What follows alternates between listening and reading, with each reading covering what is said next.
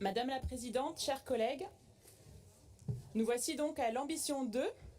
Le rapport Néoterra dit confirmer une vraie volonté politique de transition écologique. Alors, il doit réellement irriguer toutes les politiques régionales dès maintenant, et c'est ce que cet amendement propose de clarifier pour la politique de formation professionnelle. En effet, comme l'indique un article du Monde du 3 octobre dernier, avec la transition écologique, la formation professionnelle est forcée d'anticiper l'évolution des métiers. Il ne s'agit pas juste d'accompagner le développement de compétences pour un nouveau secteur d'activité qui regrouperait tous les nouveaux métiers divers, non.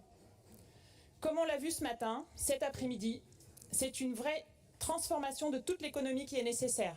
Les salariés, les chefs d'entreprise ont besoin de nouvelles compétences dans tous les secteurs pour construire une véritable économie décarbonée et résiliente.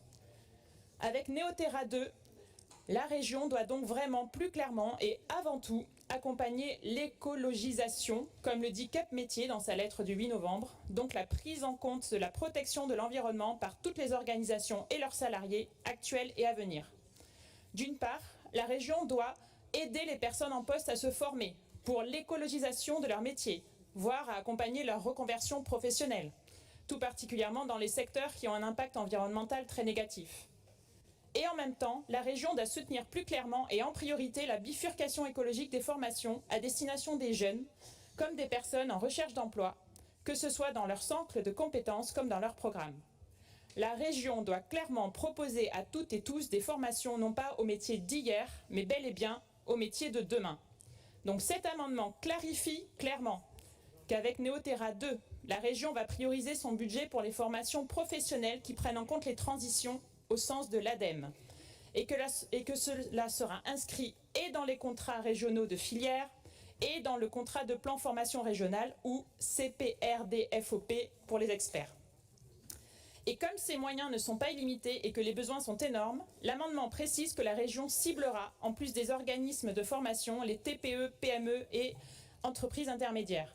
Les grandes entreprises ont les moyens de financer leur bifurcation écologique. L'argent public doit cibler les organisations qui ne les ont pas.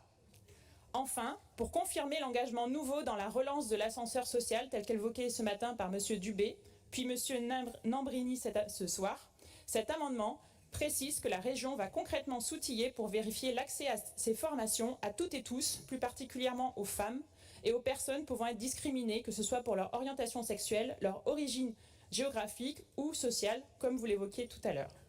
C'est à ces conditions que la politique de la formation professionnelle intégrera vraiment Néoterra et sera à la hauteur des enjeux exposés aujourd'hui toute la journée par les scientifiques.